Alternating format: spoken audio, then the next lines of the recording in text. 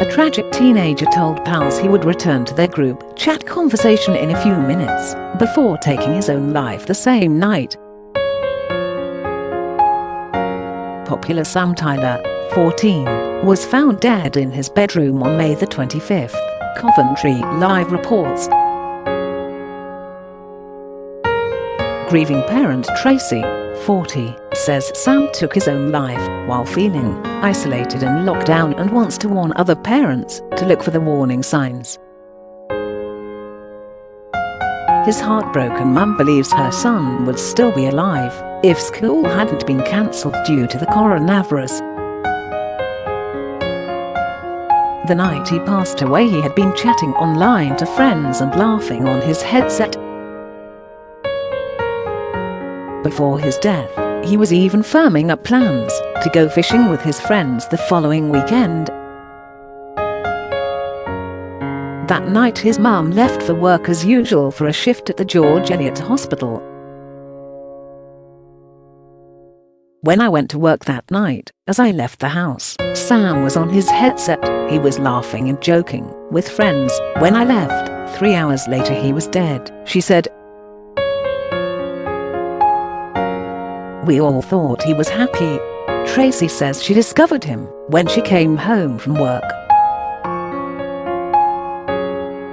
4 months on, she has found the strength to share Sam's devastating story 4 months on.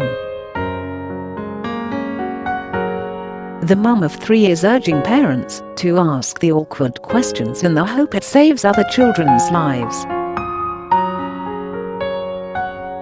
Tracey, from Bedworth, Warwickshire, said, I think COVID had a big part in it. I think he felt so isolated from everyone. Something must have just triggered in his head, because he was just literally on his headset to his friends and they were all laughing and joking in a group chat, and he just slid back into sex and never went back online. Sam had everything. You would never think he would do this. Knowing my child has chosen to end his life without leaving us any explanation is hard. It's tough. There was no note or anything. Tracey now wants parents to take 5 minutes out of their day to talk to teens.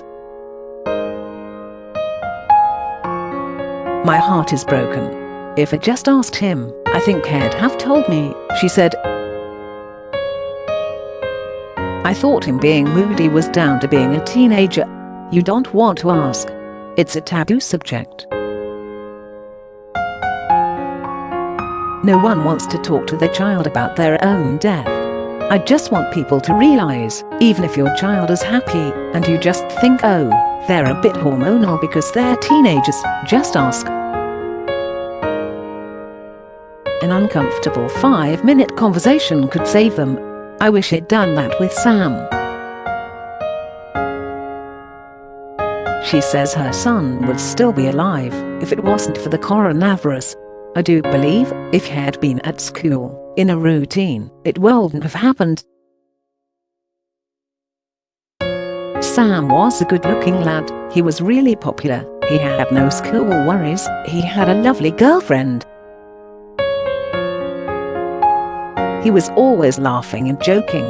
He had an infectious laugh. I can hear it now. Sam had a heart of gold. Everyone always says that about him. He was a really good lad and he'd want me to help. He wouldn't be happy about me putting his pictures up though. If you were a 14-year-old lad, you'd want to be him. He loved sports. He had everything he wanted. That's so hard. Jed Flynn, Chief Executive of the Pirates, the UK charity for the prevention of young suicide, said, for many parents, suicide is the unspoken dread. Talking to your child about suicidal thoughts can be very difficult and feel very daunting, but starting the conversation is the most important thing. Revealing thoughts of suicide is a difficult, but incredibly brave thing for a young person to do. The reasons why people experience thoughts of suicide are complex and differ from person to person. By talking openly and safely, we can break the silence that exists around suicide and give children and young people the support they need. The Samaritans is available 24/7. If you need to talk, you can contact them for free by calling 116 123. Email joe@samaritans. Or go ahead to the website to find your nearest branch. You matter.